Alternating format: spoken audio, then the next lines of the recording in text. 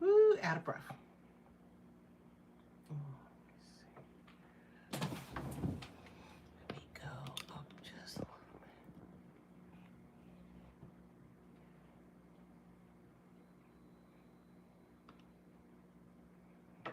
bit. Okay.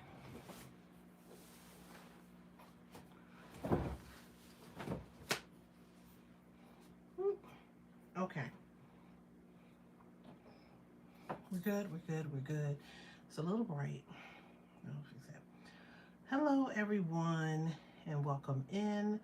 We are going to get started with our intertwined pillow cover.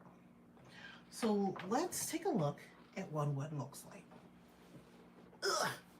And this is heavy. So here is the pillow cover. This is absolutely adorable. I love how it turned out, and I can't wait to make the match. On the back, it has an envelope shape.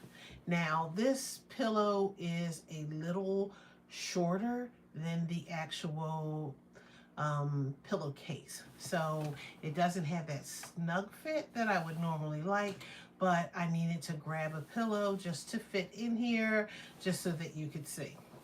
So the inside is my other pillow that I have because I believe in stocking cases. I will absolutely stack a case. This just fits in nice and neatly, but you can pull the pillow out. You can use different covers for it. And one of the things that I like about doing a pillow cover like this is that if you have a lot of pillow covers in your collection.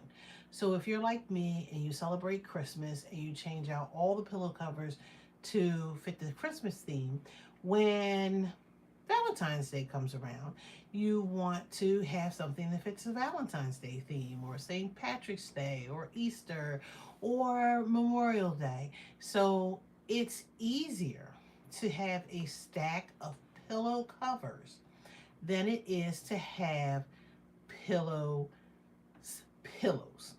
And so if you have a stack of pillows, then what happens is over time your pillows start to stack up. So I love having these cases because that means that I can cover up existing pillows that I already have on my sofa and then place them inside of here to create the case. So again, I love how this turned out, and we're going to make another one today. So again, here it is. This is Intertwined. This is a free pattern, and it is from All People Quilt.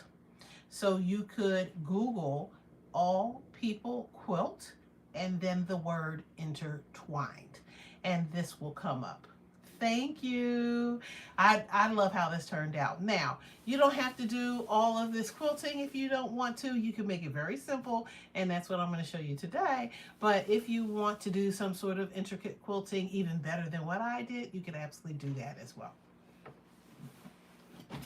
So let's get started. My 3 fabrics that I used for this, I used this white for the backing because, as you can see, plenty of white fabric. I have then these 2 Christmas fabrics that I pulled from my collection. One that is like in the red burgundy-ish category. It has little holly leaves on it and swirls and berries. I love this. It's red and gold.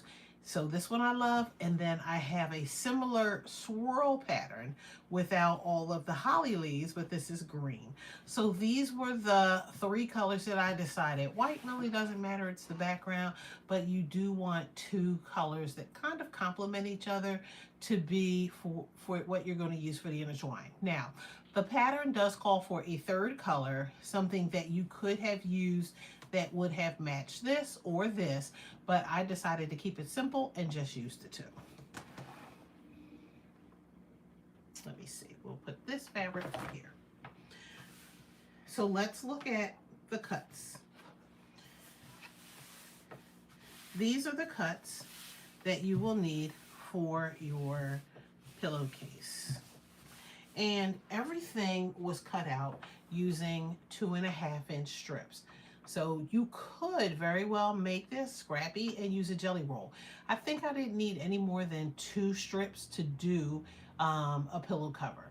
So I have these two, I had the strips, and then I subcut these strips to get these. So I needed 4 2.5-inch square of the green.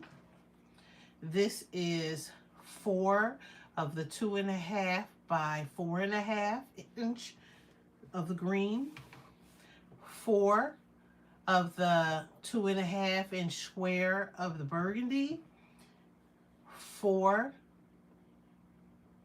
of the 2.5 by 4.5 inch for the burgundy. I have a total of 16 of these, and again, this is a free pattern, but 16 of these whites.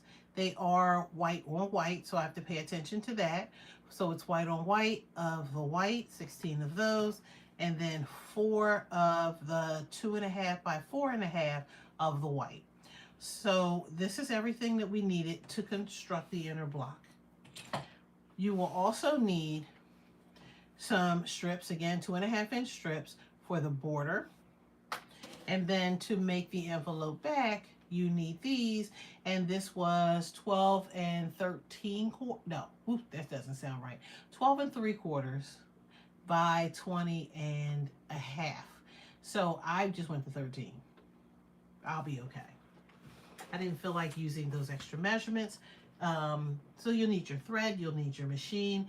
To do the quilting, we needed some batting, so I have scrap batting, and then I'm using this ugly fabric. Now it's not really ugly, but it's a little faded, and I didn't really see it for a purpose.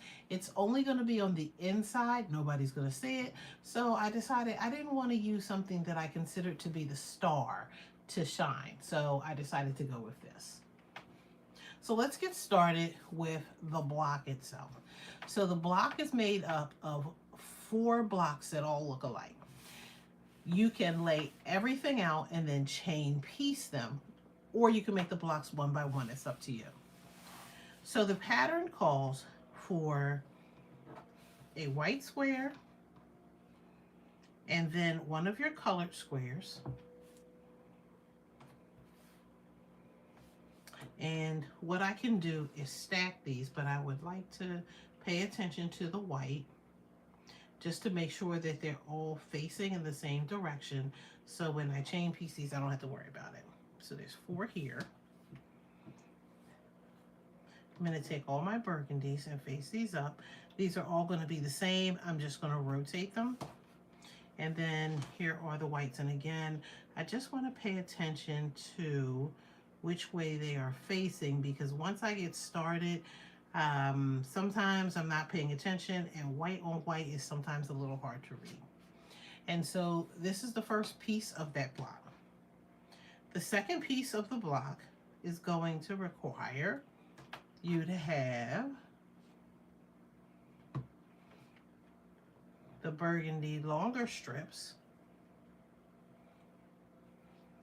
and I'm just facing them all up so I get them in the same direction, and then 4 more of the whites.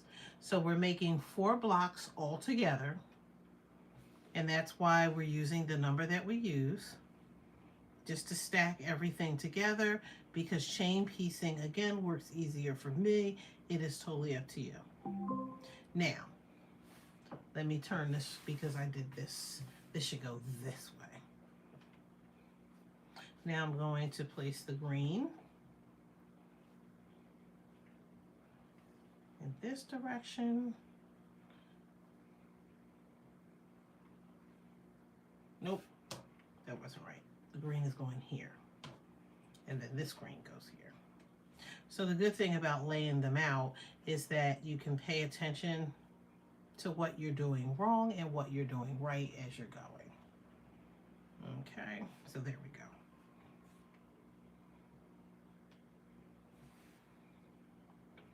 And then the white will go here. 1, 2, 3, 4. Okay. So this will go like that. This will go here. And then we have 1, 2, 3, 4. And then this is, these are a little bit easier to see when they're white on white than some of my other ones. So I'm really able to detect these. And then this is the 4th row. Okay.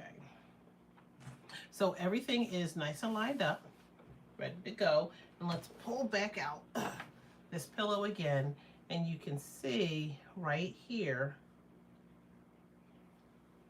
where this little twist is. So it makes like an L and an L, and it intertwined. Oops. So you can see it here, the L and the L. Okay, so the first thing we're going to do is we're going to stitch each of the units together.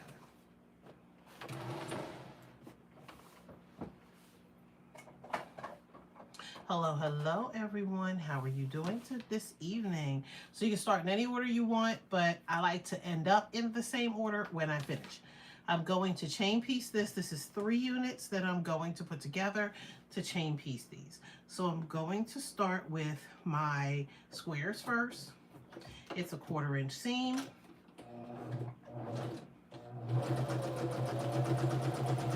And we're just going to zip through it. And again, this is up to you whether you want to work on one block at a time or whether you would like to work on individual blocks. Work on them, chain piecing them like I am now. It is totally up to you which way you want to go with this. It's what makes sense to you and what you can keep in order. So sometimes if I am working on bigger quilts, it's a lot, it's very redundant to do the same thing, let's say 30 times.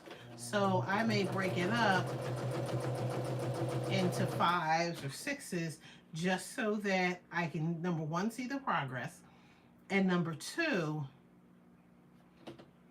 so that it doesn't get boring on me. Okay. So everything is done for this one. Okay.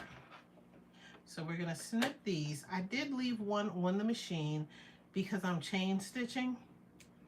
And so if I leave one on the machine, then I don't have to have a long tail of thread like this.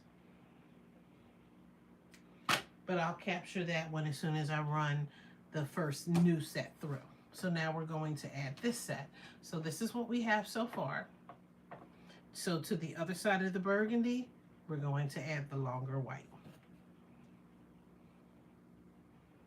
Again, stacking, lining everything up, placing it under our foot, and we're doing a 1/4 inch.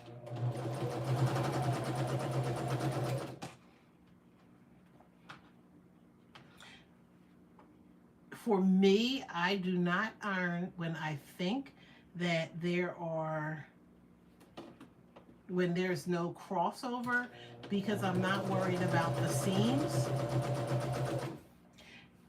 as I would if they were crossing over each other, because then I do want everything to be nice and flat.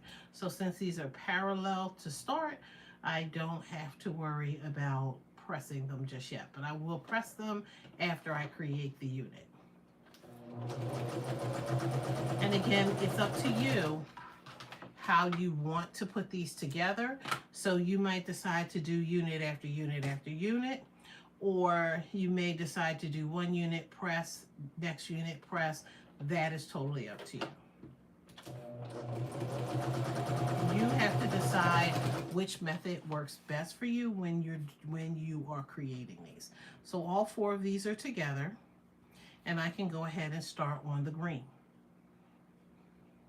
For a more complex block, I may actually take the time to do these without putting all the units together, but because it's not that complex, I can just put these together and not have to worry about mixing the order up.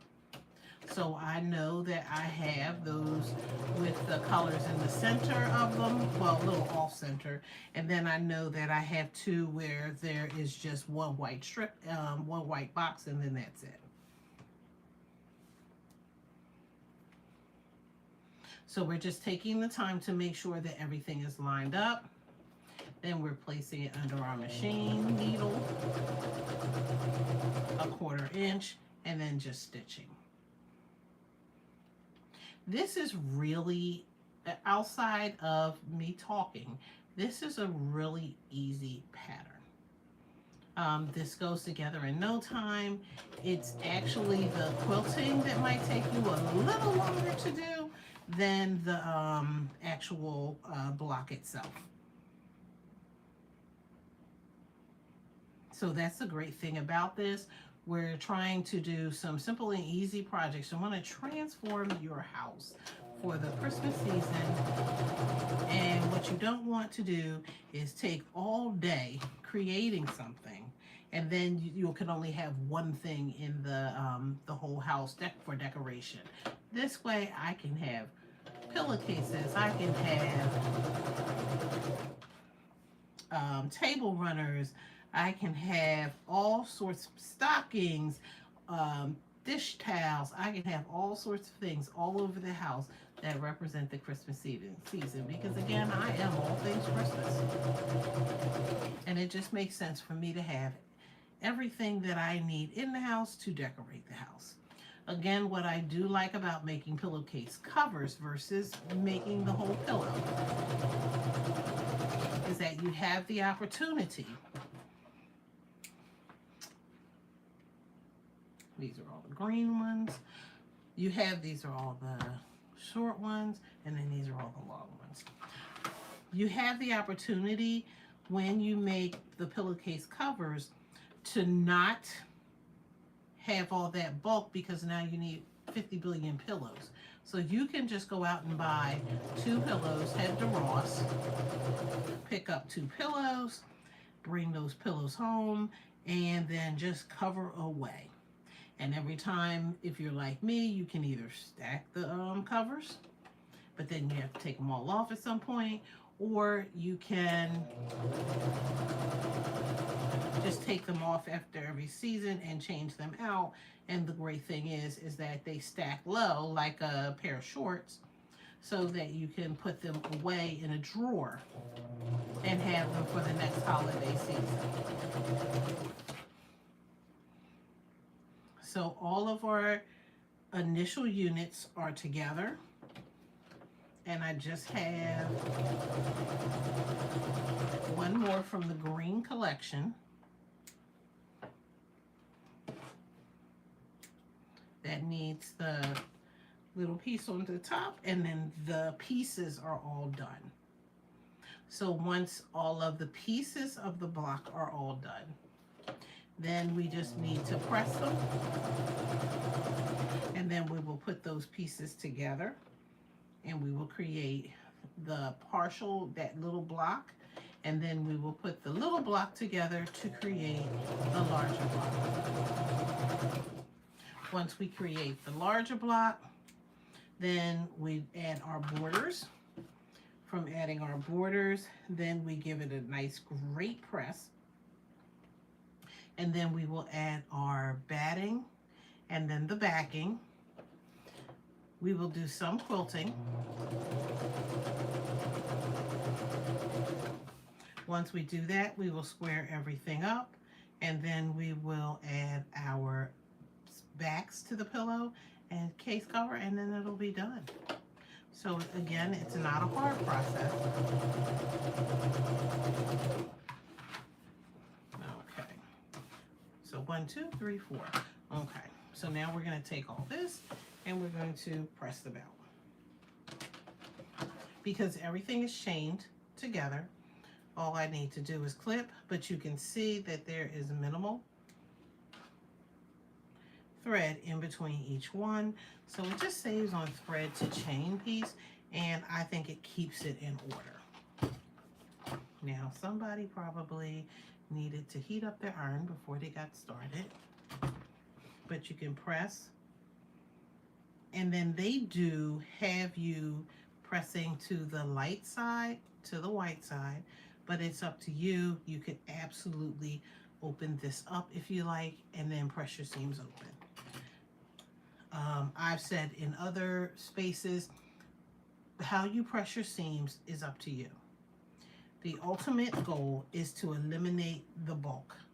And if you're eliminating the bulk, then sometimes it makes sense to have your seams pressed open, and sometimes it just makes sense to press them to one side.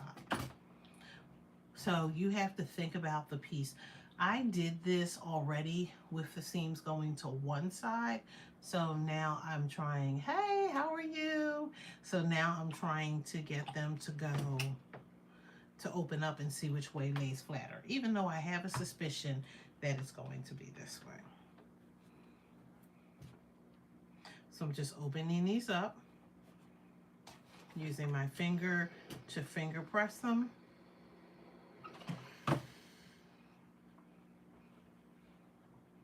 And the great thing is because they are all chain pieced, they're all done. So then I'm working on this next part and I'll be ready to put them all together. So it, like I said, it goes relatively quickly. It doesn't take long to go through this whole thing. So we'll do our greens. Again, we're just going to separate these and we'll put these back in order once we press them open and we get them all nice and neatly impressed. Now, I do press my fabric before I get started. I do some pressing and some starching. So I really don't have like a lot of lumps and bumps and wrinkles to get out. I know that there are people when they are quilting or creating quilted projects that go YOLO and they iron it when they iron it. That is totally up to you. Sometimes I may partial iron it and then I get it ironed all the way. Sometimes my pieces are stored somewhere in plastic or in a bin and they may get a little wrinkled or folded. And sometimes when I am taking them to the machine, that is when I will give them another good press. So there are times when you will see that my pieces are not necessarily stellar for the moment, and that is just because I am trying very hard not to over iron. So again, they tell you how to press these, but I am pressing these open. For this one, I did the original pattern the first pillow, I did it the way that the pattern said, just because when I'm testing out a pattern, I like to make sure that it does what it's supposed to do. And it can't do what it's supposed to do if you don't do it the way they tell you to do it. So if you've done similar blocks, then you can figure out what to do from there. But if you haven't done similar blocks, then yeah. Whoops. There we go. And we'll open that up. So, oops, we have 6 more of these to go. Let me cut those off of the machine. So these are the green ones. I think I have one more red to go. And then once we do this, we will put these together. And the way that I put these together was in units. But again, whatever floats your boat.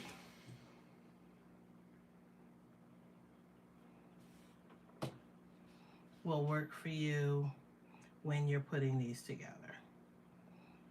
So I will show you the way that you can put them together, and we'll show you, you know, what like your other options could be when you're doing this.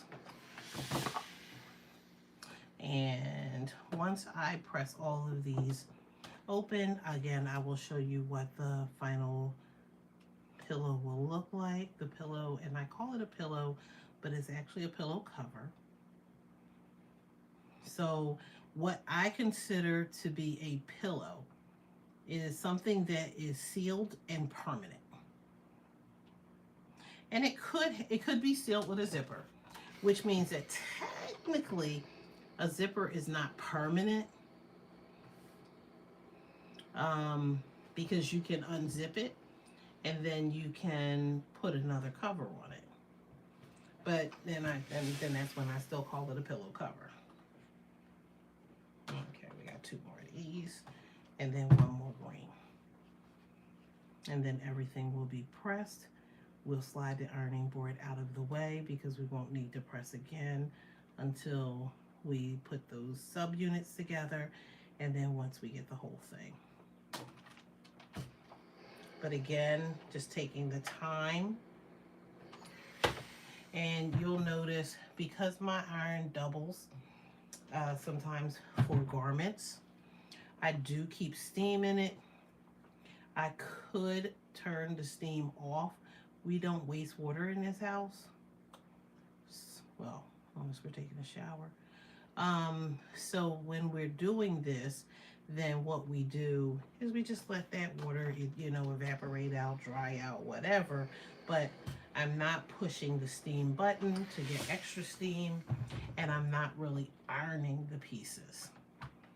And that means I'm not moving the iron around so that it will warp or wave the seams or the fabric. Okay. And we're going to open up this one right next to it.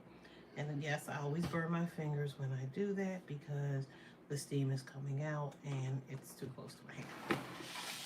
Usually. So, okay. So everything is nice and pressed. We're going to go back in the same order that we were in before.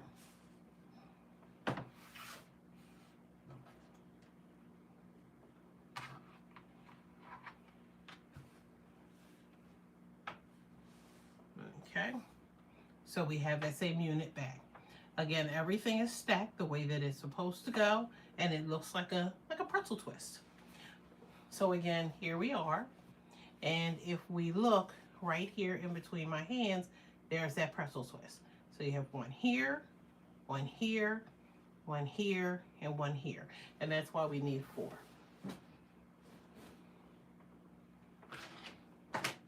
So we're going to do the 4 units. And what I like to do is just go over and then go over. Is this pattern free? Yes, it is. The pattern is from All People Quilt. And it is called Intertwined. It is absolutely a free pattern. It's a PDF. We are taking the 2 pieces. We are lining them up. And we're going to stitch. And we're going to do a chain stitch again, because to me it's easier. So this is absolutely a free pattern. When I go to post this later, I will post the pattern, but you can absolutely, and trust me. Why? Because I had to keep looking for it. It is called, you can look up All People Quilt, and then Intertwined. It'll take you right to the pattern. You can download it and you don't have to sign up for anything. So again, we take these 2 pieces. I'm flipping this piece over. We're lining this up. And if I did my 1/4 inch and cuts the way it should line up.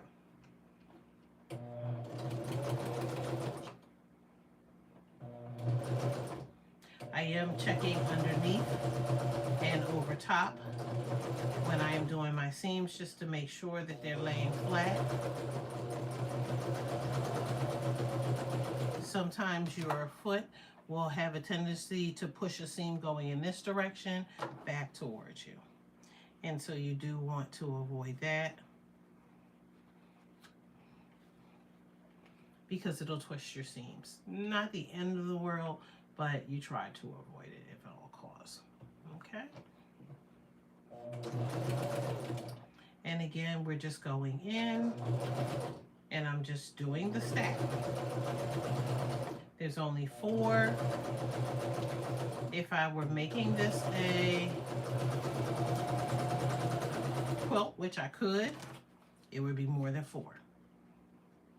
So each finished block is about 20 and a half inches. So if you were making a quilt, you would have to figure out how many blocks you need, because 4 would give you about, it would be about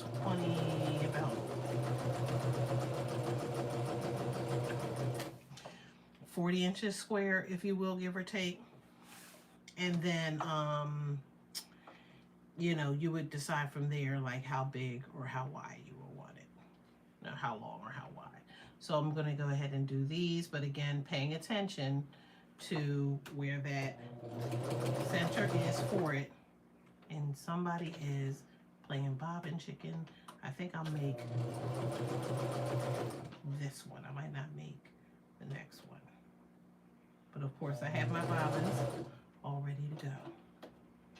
So I'm not worried about not having enough bobbins.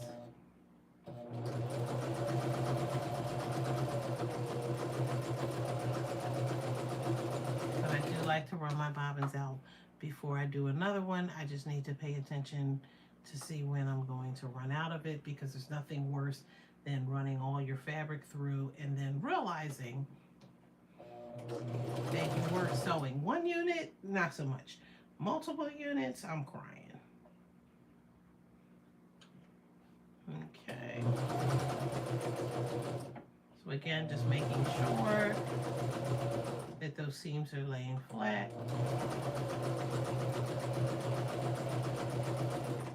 Okay, I might be able to, I'm going to make it at least a 3. And let's see if we can make it to 4. Thank you for the likes. Thank you for tapping the screen for the like. I appreciate you.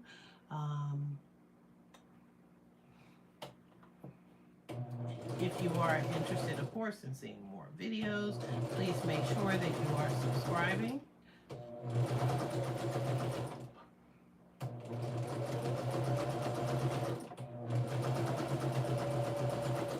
Okay, we're going to make that last one. Go ahead, girl. Go ahead, girl.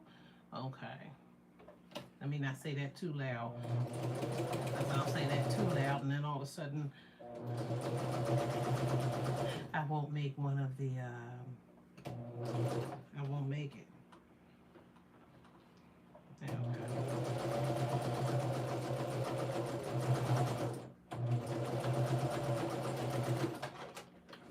Okay. So 1, 2, 3. 1, 2, 3, 4. We clip it there. Okay. So this is one side. We're going to now press these open, and then we can stitch them together. Now, could you stitch them? Could you put them all together and stitch them? Absolutely. That's up to you. I am going to press open this part.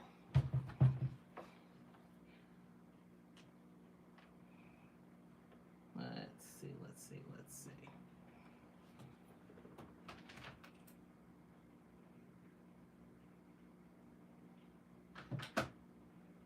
I need to not drive myself bananas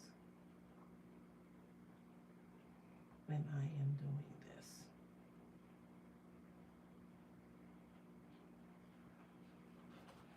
So I am going to press this open.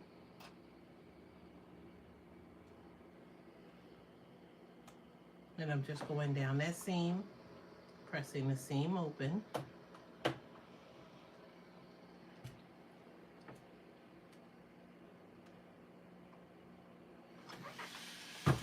And then I will turn it on this side and press it.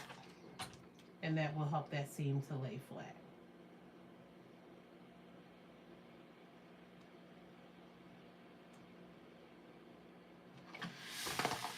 Okay, so that one's done.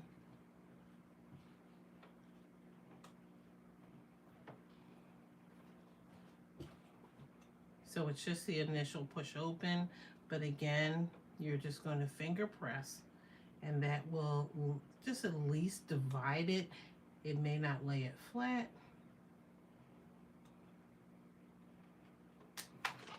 This is what, let's see, and we'll just go down that center.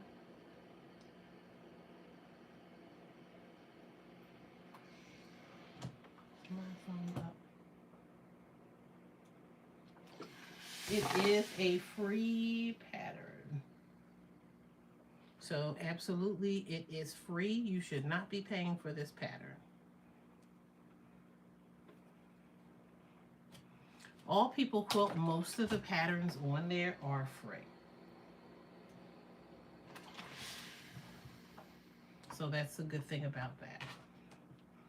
So it's a great place for beginners to start. It is a great place for people who are trying to learn how to quilt, because that way if you mess up, at least all you're doing is paying for the fabric scraps or the fabric yardage. You're not paying for the pattern too. And there's nothing worse when you don't like a pattern or when you don't use it. And I paid all that money and I didn't use it.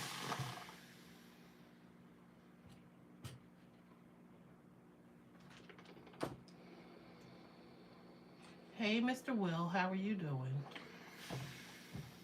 Okay. Whoops. Turn it all the right way. And again, just opening this up.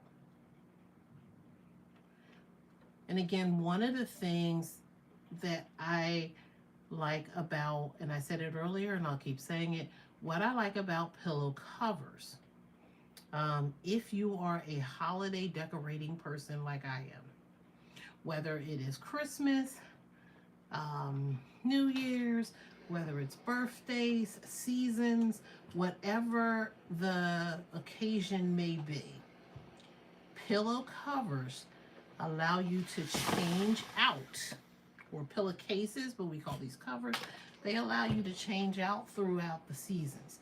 So then that way you don't have to store a bunch of pillows. So you're using the same pillow form and you're just using it over and over and over again. We're going to clip these apart and then these will be done. And then we'll be able to put the whole unit together, and then after the unit is together, then we'll be able to put all 4 units together to make the one block.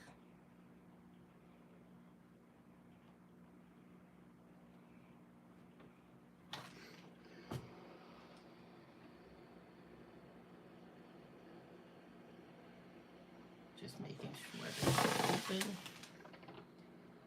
Oops. Turn it over and press.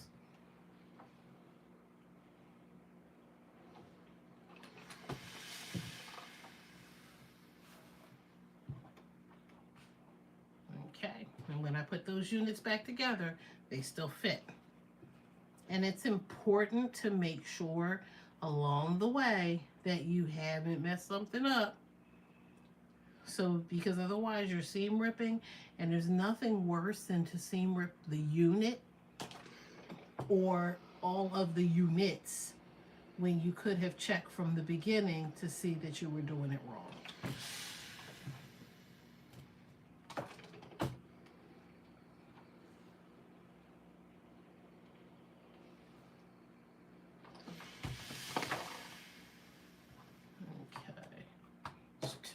We have 2 more to go, and then we're able to put these units together.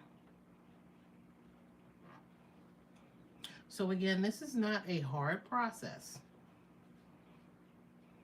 They roll their eyes at me at work when I come in with something, or when I tell them it took me about an hour or 2 to make it, and they're like, they just roll their eyes. They're like, but you won't make me anything.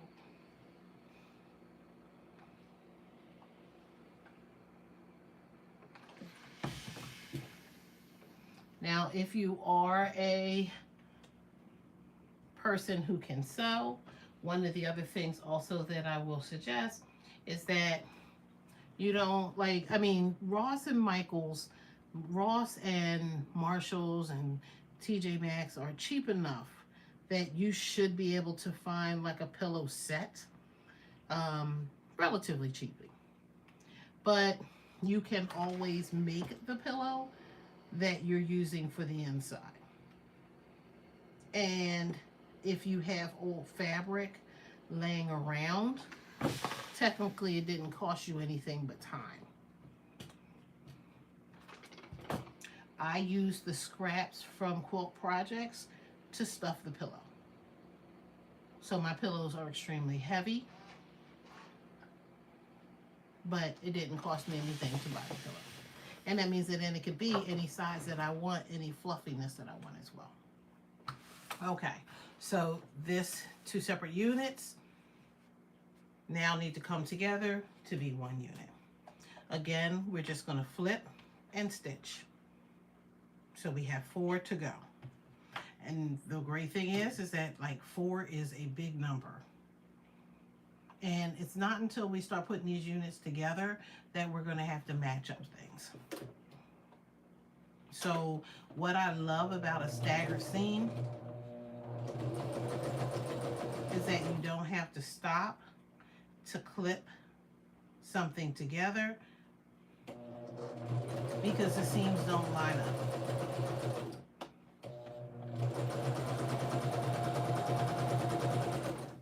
I think I'm going to get one more before I have to change that bobbin. See, you know, my bobbin keeps reminding me, girl, you get ready to change this. Thank you, Carmen. I had to switch over to the other account to make sure I could read the comments. It was hard to read them from the screen. So by the time I saw it and squinted my eyes to read it, it was going away. Okay, am I gonna get one more in there? Ooh, this bobbin has like, it's like a cat. It's got 9 lives. Okay, these two go together.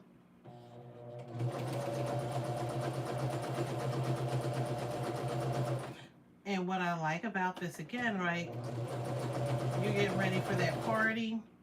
You look down at your grungy pillows. That somebody spilled something all over. Somebody was sweating on it while they were asleep. And you're like, you know what? I need to cover these pillows real quick. You can make these pillows just as festive. And the great thing is that you don't have to have a quilt. You could take a matching throw, throw it over the quilt, throw it over the sofa, and boom, you change the entire look.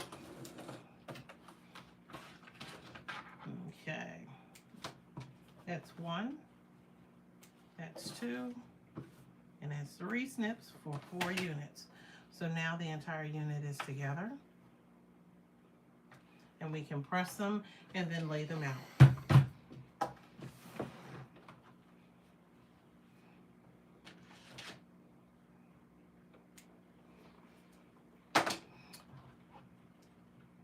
For the holiday, even though on Friday I will be sewing, I'll be going to a in-person sewing session, and I'm going to do a bigger project because we'll be there from about 10 to 5:30, which means that I could get a bigger project done. I probably won't be on live like that, but I could get a bigger project done.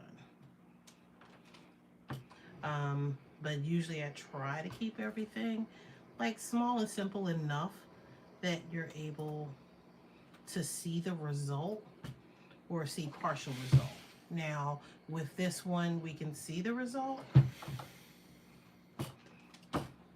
or at least I can show you where we get to the partial. So I just want to make sure that I lay those seams down nice and flat. That's 1.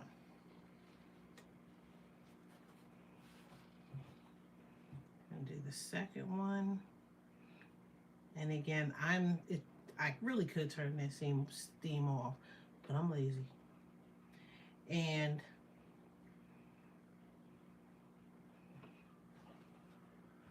it will not really matter too much, but I am trying to make sure that when I move my iron, if my seam moves over a little bit and shifts, I do want to move it back.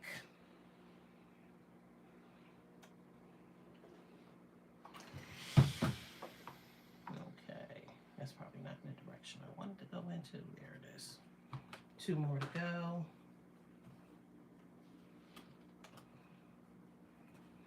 Again, this could be with thicker strips, and this could be just one block. That could be a very big baby quilt with these 4 blocks just being bigger if you wanted to resize them. Or you could make all these little itty bitty blocks. They are going to finish at about 8.5 inches square. And then you could make a whole quilt out of these. That would be totally up to you. So the great thing that I love about some of the patterns that I see is that there's a way to be very versatile with it, and that leaves room for you. Just gotta press those a little bit to think about other things. So I can take a quilt, make a strip from the quilt, and it could be a table runner. I could take a block from a quilt and make it a bag or a pillow. I could take a block that somebody taught me how to make and make it a whole quilt.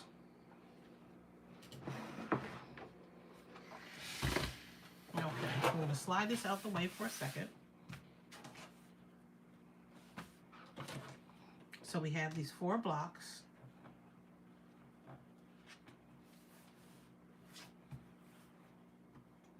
And we're going to set them together.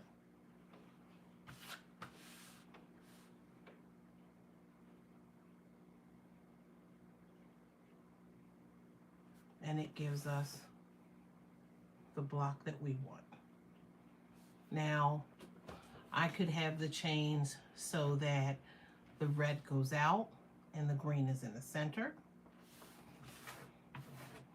Or I can turn it and have it so that the green goes out and the red is in the center.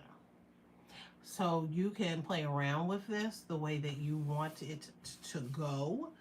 And I'm not a fan of this, but I'll show it to you.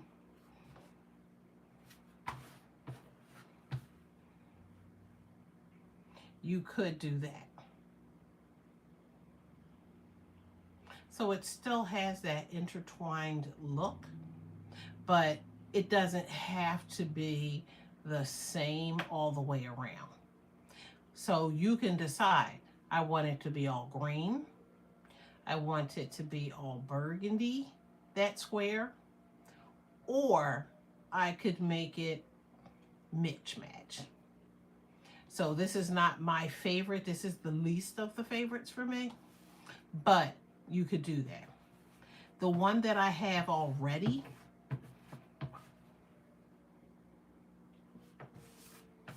looks like this. So if I want sisters, not twins or brothers, then I can turn these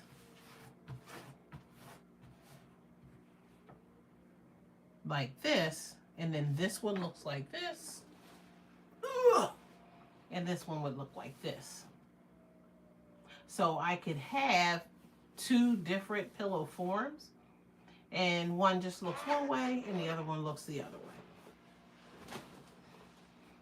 So it's totally up to you to decide which way you want that to look. Hey, Shamir. Hey, Anna J.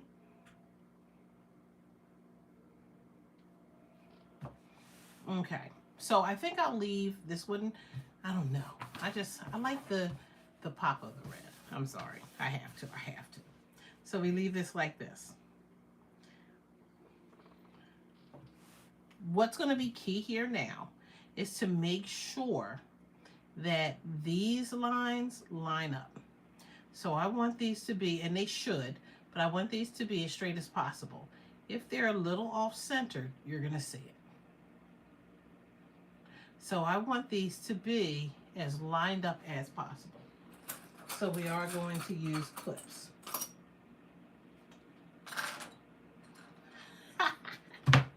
I just read what Carmen said. Oh, God, she gonna tell me. You know, you see what I'm saying? She's telling me I'm going live. Okay, so this is a 1, 2, 3, 4. What do we have? A 4 patch. So when I have a 4 patch, flip, flip. So this is the one side I'm going to do, and this is the other side I'm going to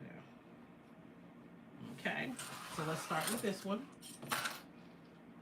And I need to make sure I'm lining up those seams, because remember we said the better that we can line them up, the nicer and cleaner it's going to look. So I really want to take my time and line those seams up, and that's what clips are for. And clip. Do the same thing here. I'm going to take my time to line those seams up, and just because I'm taking my time, because I've been doing this for such a long time, it does not mean that they're always going to be perfect. But I want to try as best as I can to line everything up. If my seams were the way they were supposed to be, this should work.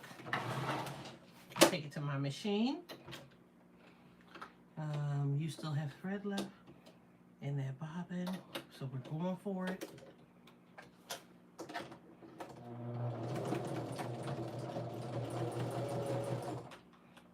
Take my clip out right when I get close to that foot,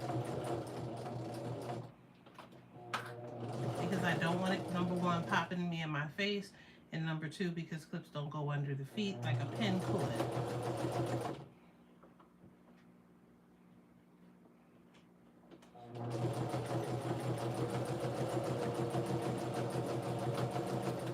Okay, will we make it? Will we make it? We should make it. Okay. I know I'm gonna have to change the bobbin after this. And then we'll do the second one. And Carmen, technically, I have a tripod that stays in the car. You would think that I was a superstar. I have a tripod at work.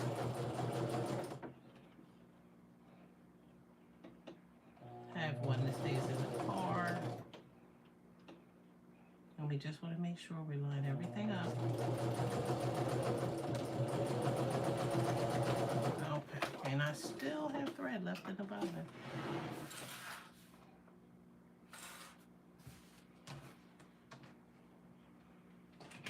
Okay. So I chain stitched them. So because I chain stitched them, they're still connected. I open it up. And if I look here, they're just, it's a tad bit off, but they're straight enough. And they're straight enough. So I can take these to the machine. I'm going to take these to the iron again. Oops. And I do want to press these open, and then we'll do that last seam, and this block will be together. We're going to add 2 pieces for the border, and then the border is on. Once the border is on, you decide on the quilting. Now, I have enough fabric where I can make another one, so I am going to do an easier quilt this time for this.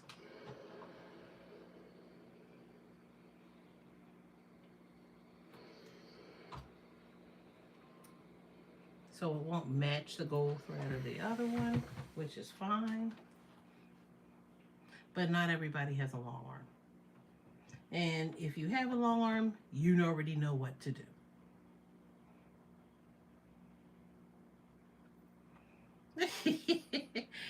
So most people technically, like, you know, the quilter takes the eagle eye.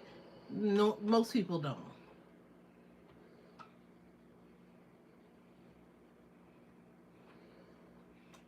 So taking the eagle eye, it wouldn't look straight to me, but to most people, and then once you quilt it, you're really not gonna know. Okay, so everything is nice and flat. And then we're going to do the same thing. So we're gonna flip this over and we're gonna line up these two.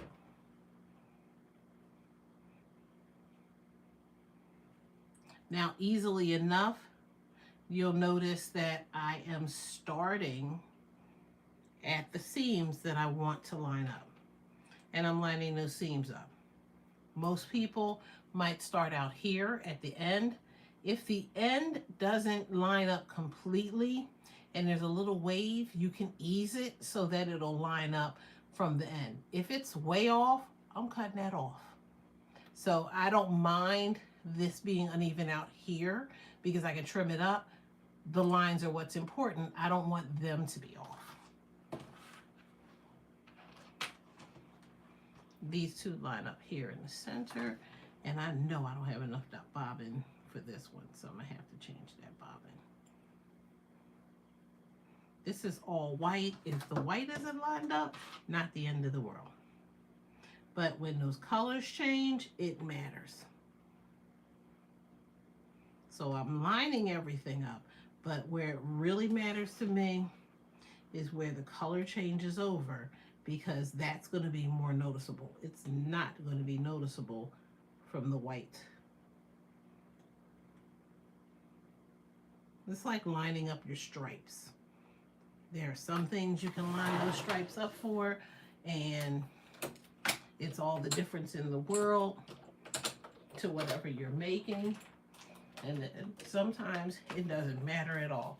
I do keep standard thread in several bobbins whenever I am creating something, because ultimately when you are quilting, you're going to run out of bobbins.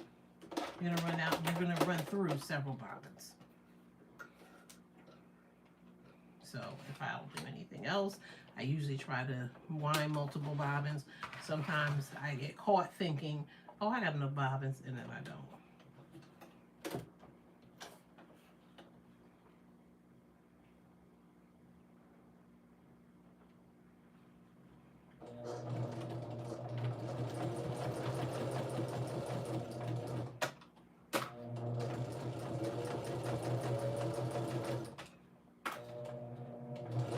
Again, I'm making sure that everything lines up. Anywhere where there's a seam that I didn't clip, I'm making sure that it is laying flat so that it is not getting pushed back towards me.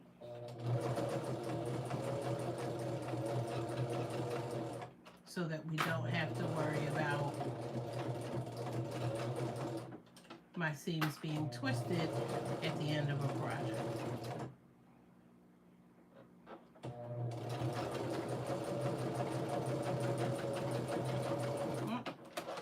There is, when I made the bobbin, there is a piece of thread that I did not cut,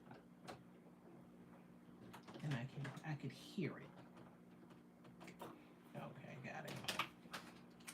It didn't twist up in the other ones, but I felt it pulling. Okay.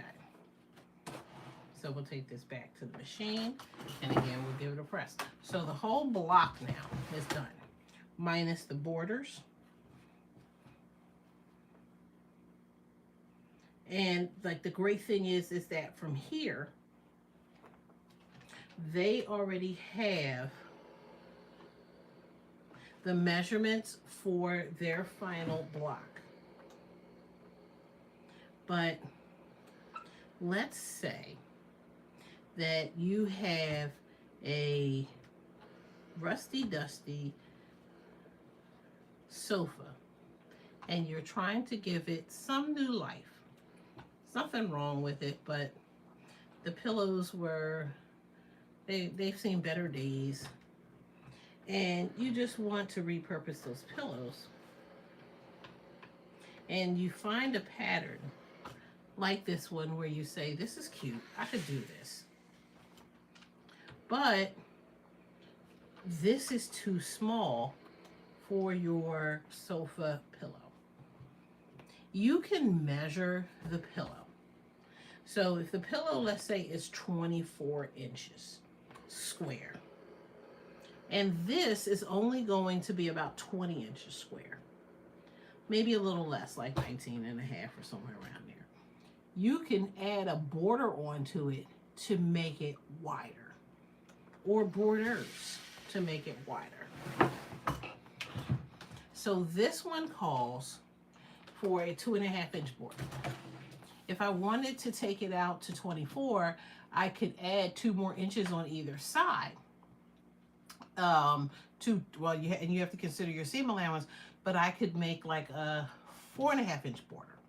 And if I put a 4.5-inch border on there, the border would be wider. I would still have this. And it's still on the outside, so then this would be the focus. So that's the great thing about these. You can size it up a lot. It'll be hard to size it down, but you can at least size it up. So if this is too small for your pillows, for your sofa, or for the pillow forms that you bought, measure the pillow first. See what the measurements are, and just make your borders wider. Or you can add another border. So, for example, if this is the board, okay, you got a clip in there.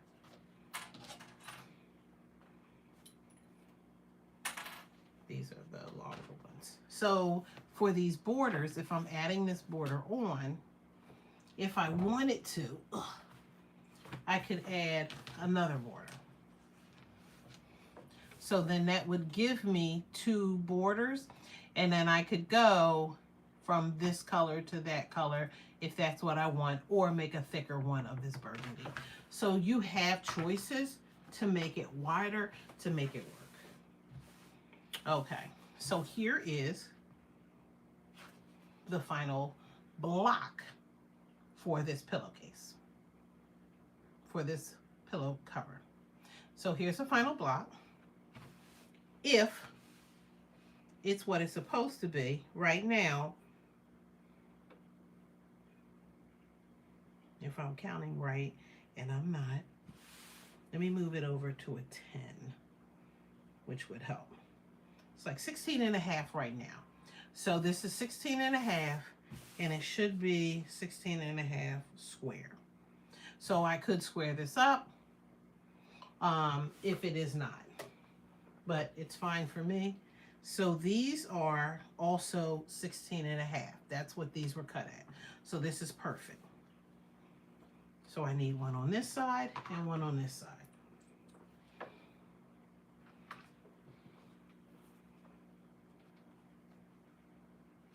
Okay, so we're doing opposite sides. I'm just clipping them just to have them there.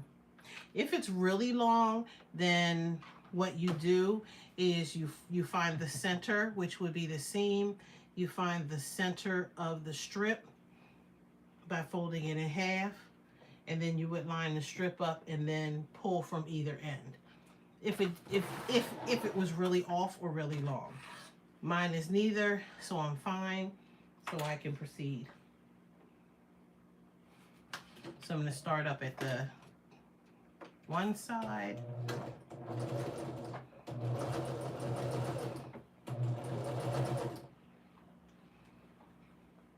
Because it's not that long, I can hold it with this hand. So I'm just going to hold it to keep everything nice and straight.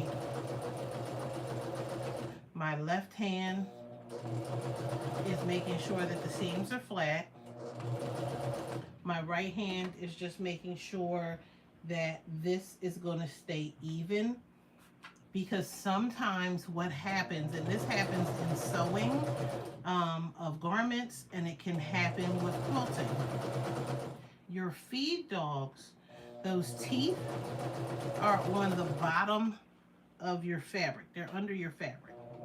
And they are what pulls your fabric through. The top is sitting under your sewing foot. And so what happens is sometimes it doesn't move at the same rate as your bottom. And that's why we use walking feet when we sew sometimes, when we're quilting, because of that. Because the feed isn't even. And some people call it an even feed foot, right? So what it will do is if you're holding this and you're guiding it with your hand, and I don't mean pushing it, but just like making sure everything is straight. So my hand's not doing anything, but it's just helping to make sure that everything feeds through evenly. And I'm not pulling because I don't want waving. I'm just making sure that it's feeding through. My seams are staying flat, and my two ends are going to go through at the same exact time when I get down to that side. Hey Anna, how are you doing, darling? Everything is here straight. I'm gonna take this back to our ironing board. We can press that flat, and then we can open this up. Again, I can press those seams flat if I want to, or in this case, I can leave them, and I'm just going to press them to the dark side.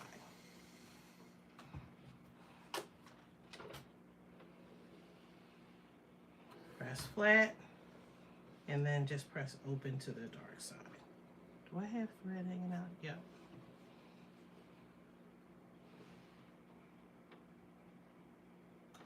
Okay.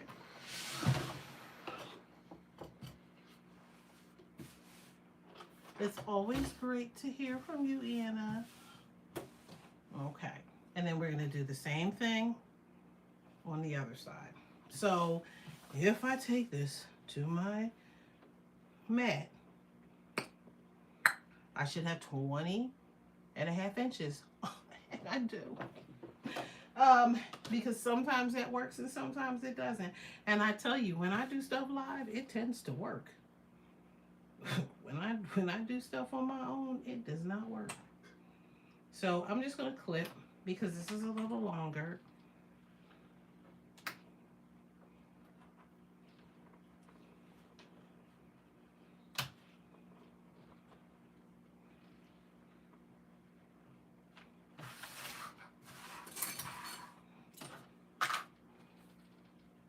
And that's just to keep it, like I said, if it's a little off, and I mean like by a less than a 1/8 of an inch, you want like maybe a 1/16 of an inch off. If it's a little off, then I just want to be able to ease it in. If it's not a little off, then I may have to do some sizing and cutting.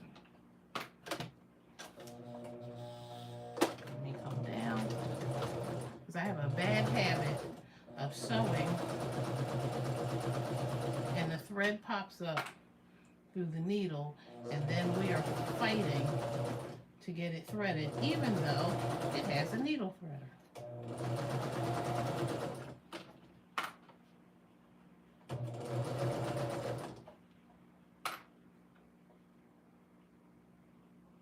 Okay, get those two ends straight.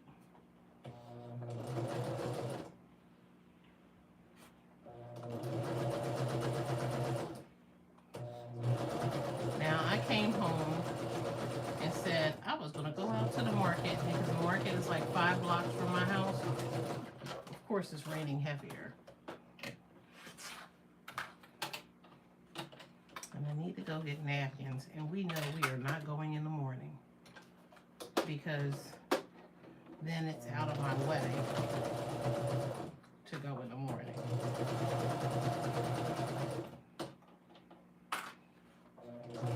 Even though it's still out of my way to go tonight. But when you're tired in the morning, it's really out of your way.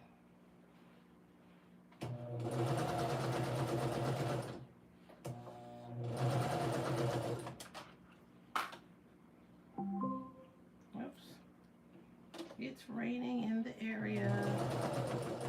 My is always going to tell me what's going on and give me a warning. Oops, there we go.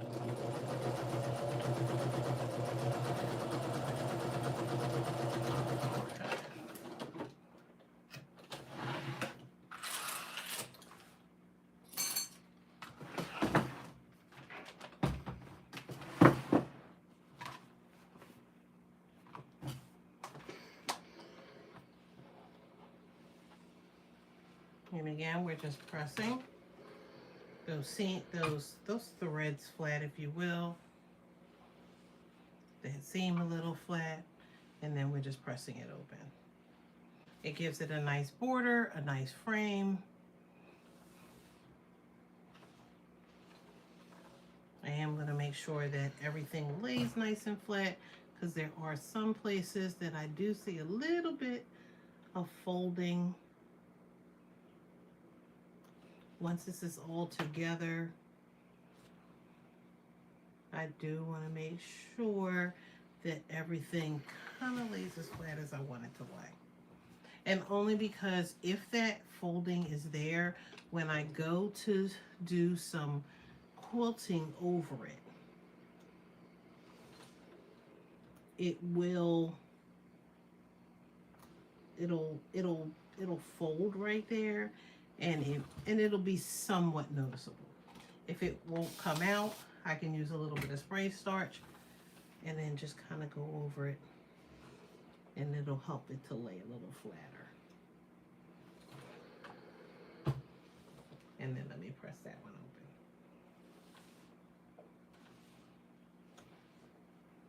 open. I see some thread sticking through.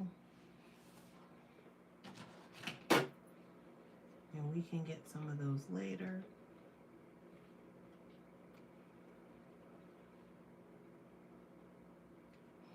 Got it.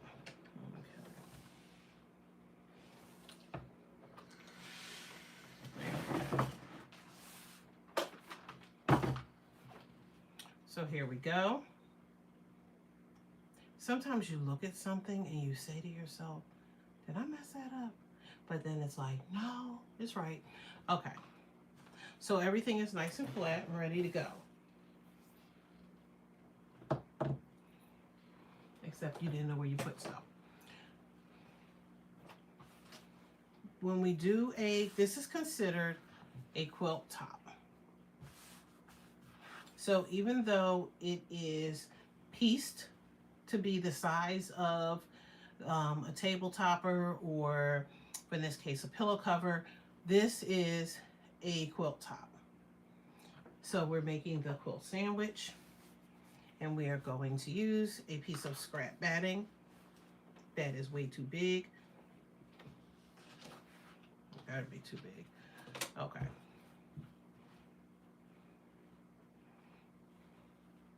And so there are local quilt shops now, especially those who do long arming.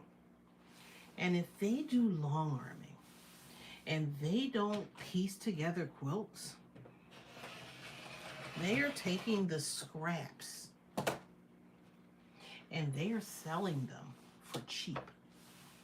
And it is perfect for somebody like me, because either number one, I can do something like this with the project, which is going to be cheaper for me to get their scraps than it is for me to buy this by the package or by the yard. So I can get their scraps and then use this, or I can use my own scraps. So because I quilt, I have the scraps. But again, you could go to some fabric stores and buy the scraps. Just saying. So your quilt sandwich, your batting is always going to be bigger than your top. Partially because when you quilt, sometimes if it's all the same size, your top can shift on you. And if it shifts, you don't want your top to be without batting, because then what happens is that then you're gonna have to cut it off, and your top is too pretty for that. We don't care about the batting. We can waste some batting, but we don't want the top. We don't want to lose the top. Now, the controversial part for me here is I have this fabric. Now, this has been in my stash for a while. Don't ask me where I got it from, but I don't like it. I don't know if it's because somebody washed it. It looks better in this camera. I don't know if it's because somebody washed it, but it's faded, and I'm not a flowers person. So we're going to use this as the back. And we're using it as the back because once you do the pillow, you are not going to see it. You're only going to see it when I take the pillow form out of it. That's the only time you're going to see it. But other than that, you're not going to see it. So again, great way to use up your scraps. Now,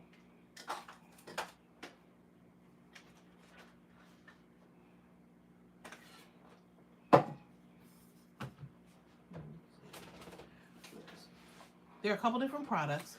This one is called Bonash Fuse It. You can sprinkle the powder and then iron this onto the batting and then iron the backing onto it if you choose. Somebody suggested it, and let me tell you, while it's a good product, it's messy. I prefer a spray. This is ODIF. This is 505. And I don't know if you can hear that, but there's not much in there.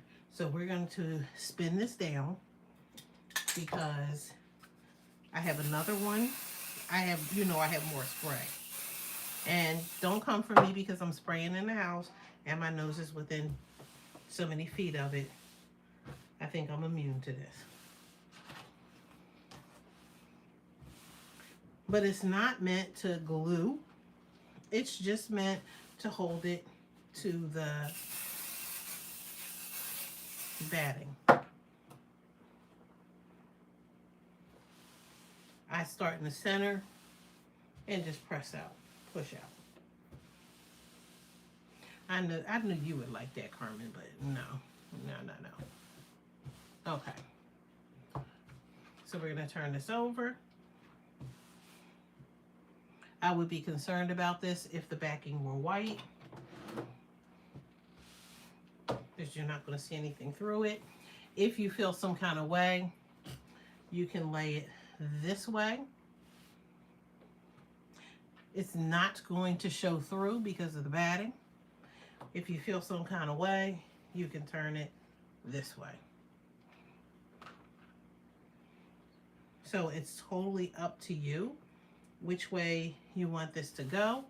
But again, smooth everything out so that it covers everything for the quilt top. If it doesn't cover the entire batting, I'm not concerned about that. I'm concerned that it's covering the quilt top. Again, a little bit of spray. This is temporary. This is not meant to be permanent. So it's not use this and then say, oh, my stuff shifted later. No, this is only temporary. So hold everything in place so that you can do what you need to do. So even though it's like, wow, that looks like, looks good to me. No.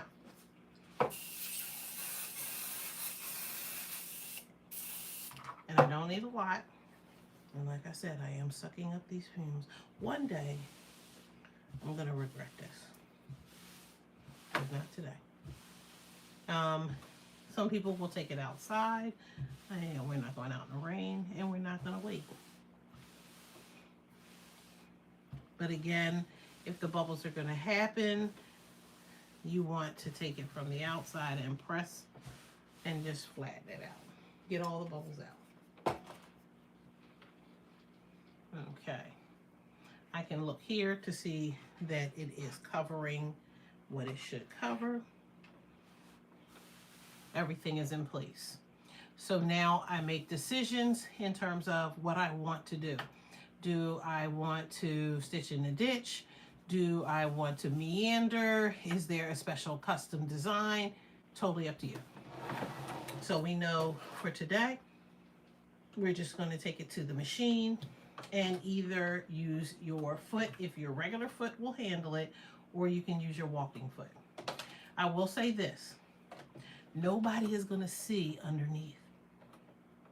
So it doesn't have to be perfect underneath. So if it bulges on you underneath, you know what, I don't need to use my 1/4 inch foot. If it bulges on you underneath, if it buckles on you underneath, if it folds on you underneath, they're not going to see that. They're only going to see what is up top. So we're going to attempt to see if we can do this without the walking foot. Some people will use a Teflon foot. But yeah, we're going to see if this works. So I'm going to lower my needle and raise it back up. It is going to allow me to capture that bobbin thread. This is my top thread. This is my bobbin thread. So that I have both up top. This will help my bobbin from getting stuck underneath. Now again, nobody's going to see it, so it doesn't matter, but I figure I will show you the right way. Okay.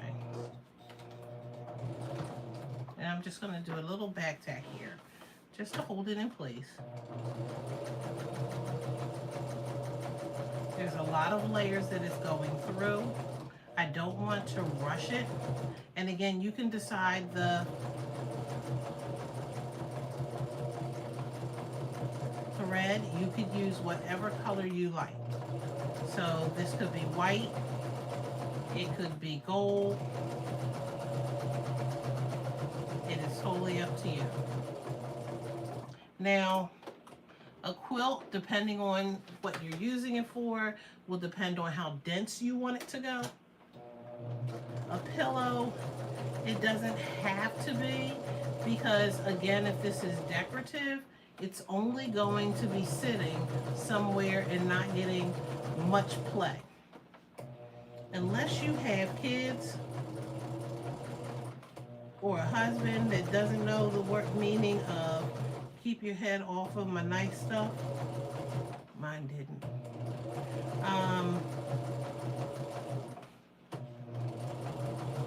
Other than that, you should be able to get around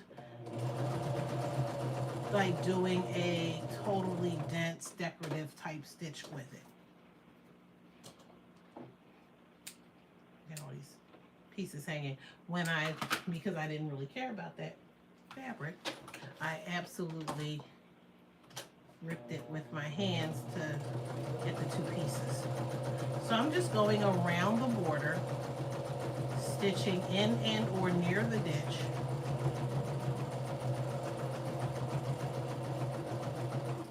And again, I wanted to do it this way because not everybody has a long arm. So if you don't have a long arm, then you can absolutely do this. You can absolutely do this without a walking foot or a free motion foot. But just make sure that you take the time. Let me snip my threads here. Just make sure you take the time to really make sure that you baste, because the better you baste, the less buckles you have. And it doesn't make sense to go fast because you don't want anything to bunch up on you. And like I said, it may do some of that because it's not an even feed walking foot like it's doing to me right now, but I'm gonna get over it.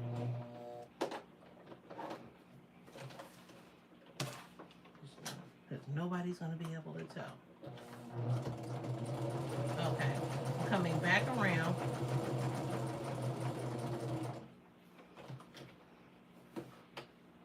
And again, I can turn. When I get where I want to turn, I am just leaving the needle down, turning the fabric, and then starting that process of sewing again. You do not want the needle up because it will move your position on your fabric.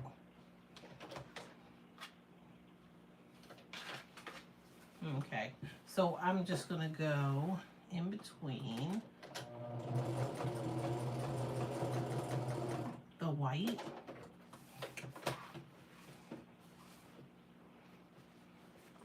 if I need to. I can roll this up. I can use clips. Where did these come from? They were all the way over there. So I can roll this up.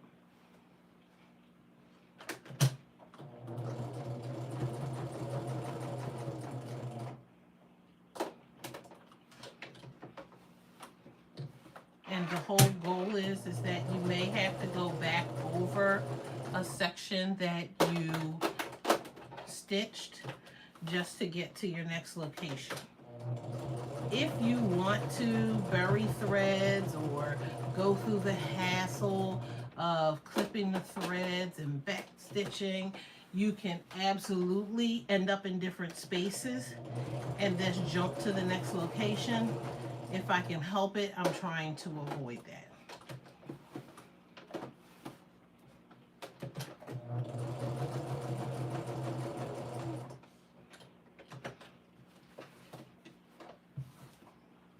And this is small enough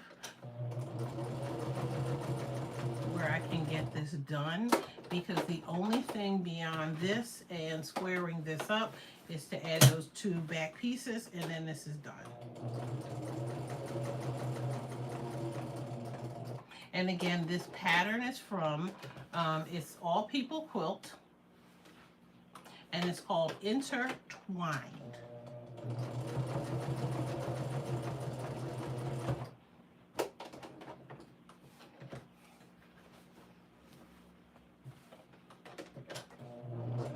It is a free pattern.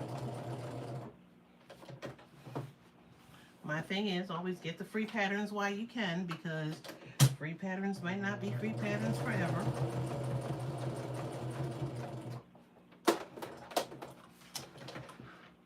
So even if you're not thinking right now, like, oh, I'm not going to do that right now, get it now, because then you'll be mad later when the link doesn't work, or now that they're going to charge for the pattern. And it's not the end of the world to pay for it. But my whole thing is, if it was cheap, on sale, or free, I really don't want to pay for it.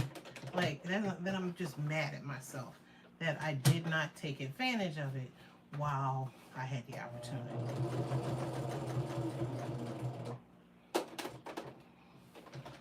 They say if it's free, it is for me.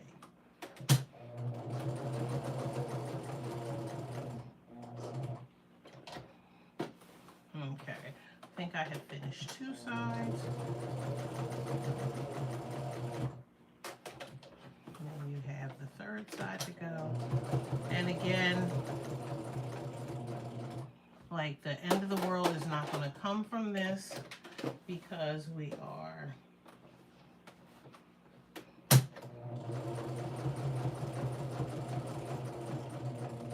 and look, Shamir, I said, you know, when they had them pattern sales, and I was like, yeah, and I acted like it wasn't, like when they had JoJo's had a pattern sale, I act like it wasn't gonna go on sale again.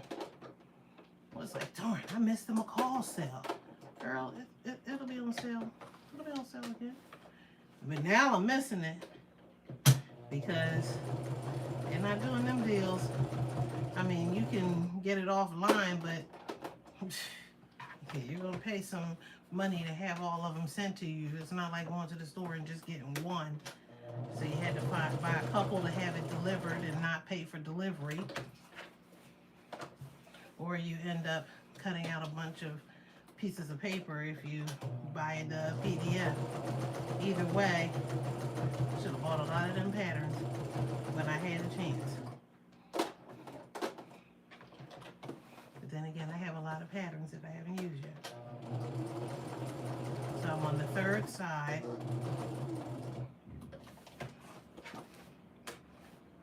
And the great thing about stitching in the ditch is that you don't have to do a lot of measuring up. There's not a lot of evenness with this.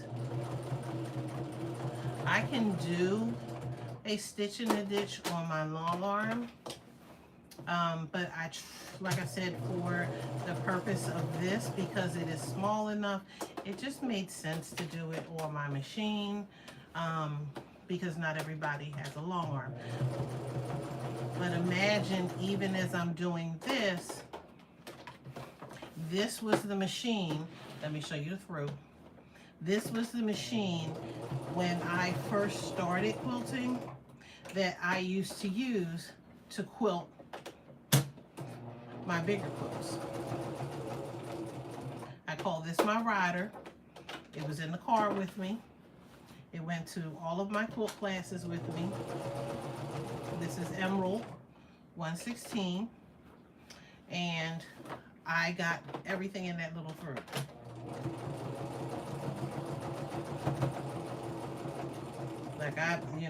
Like like Tim Gunn would say, make it work. Yup, I made it work. Okay, and we are back around.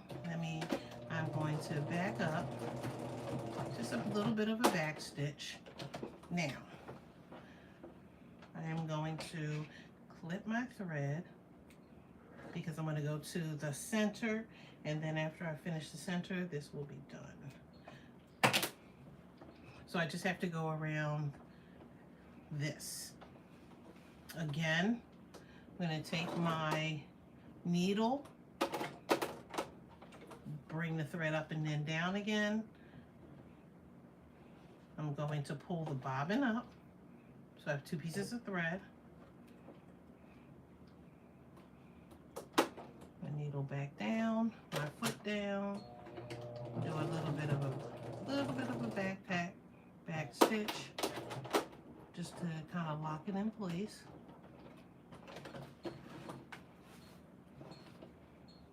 And again, nobody's gonna see it. So it's not gonna matter anyway, but even if they did, it shouldn't look that bad. You can have gloves, so you can buy gloves that'll help it to glide.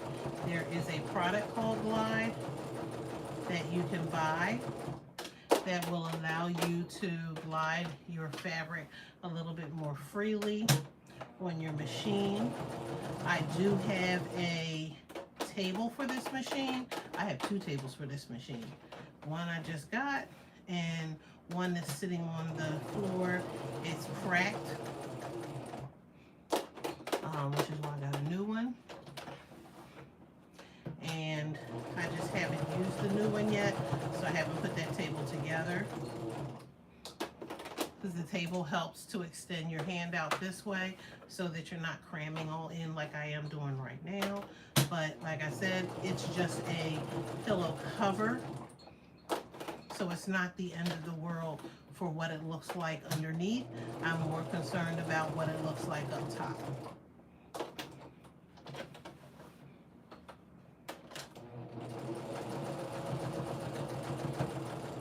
And again, there's not much I'm doing. I'm not doing a whole dense type quilting process here. I'm doing just enough to hold that batting in place because it's a pillow cover. It's not a quilt. If this were a quilt, I would have to do a little bit more with the quilting. Because this is a pillow cover, not so much.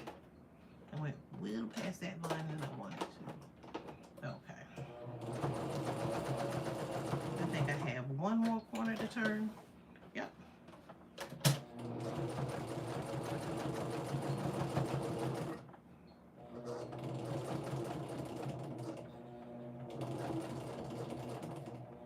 Okay, and remember, because the feed dogs are not up top, And because I'm not using a walking foot, then it has a tendency, oh, that broke. It has a tendency to bunch on me, so I do have to pay attention to that. Okay. No, you can't see that real well. So you can see the stitching, just kind of, sort of, right? So you can see where some of the stitching is. But what you don't see is a lot of puckers or anything else like that, which is what I want. I have a gazillion rulers. Oops. Okay, so we want to square this up. I got to get rid of the extra layer of batting and the extra layer of backing. I'm going to line this up with this. Get out my rotary cutter. Yes, I could have stood up, but nope. And we're going to square it up. Did you use them yet, Anna J? Look, on my long arm, I love them. I need to wait till I set the table up to use them on any other machine, but I love them. Somebody recommended it at a quilt show, and I would like, I need to go back there and kiss them.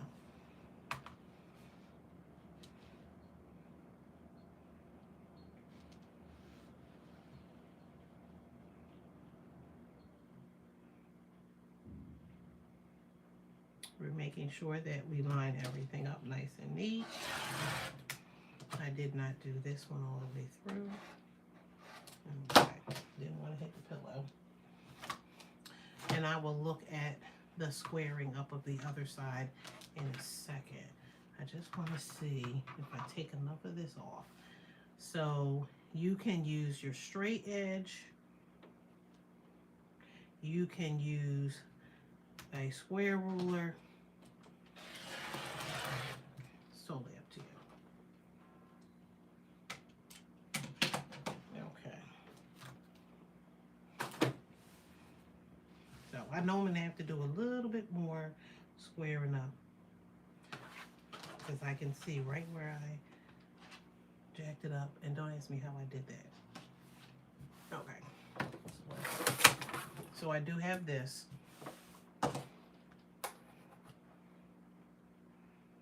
So I want to make sure that I do have 90-degree angles.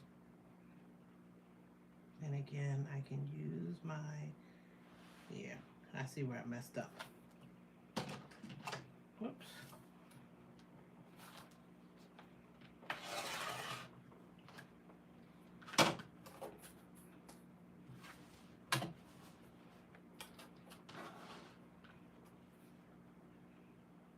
And the nice thing about the square ruler is that it'll allow you to get a great corner.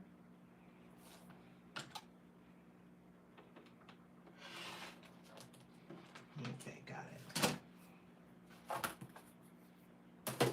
Let's see. So we have half. And I'm just making sure that everything is at 21.5. I could have stitched down the edges, but we're not doing it.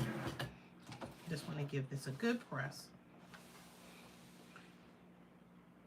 And I could press it at the end. Of course, the iron's just getting hot.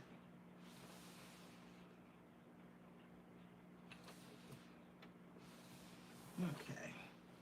In about 10 minutes, this puppy should be done. Okay. And we're just pressing that out. And that's just because I had it under the machine, kind of jamming it up. So I do just want to give it one good little press. Now their seam allowances for this edge are a 1/2 inch. Did I switch? Yeah, I did switch foot, the feet. So good.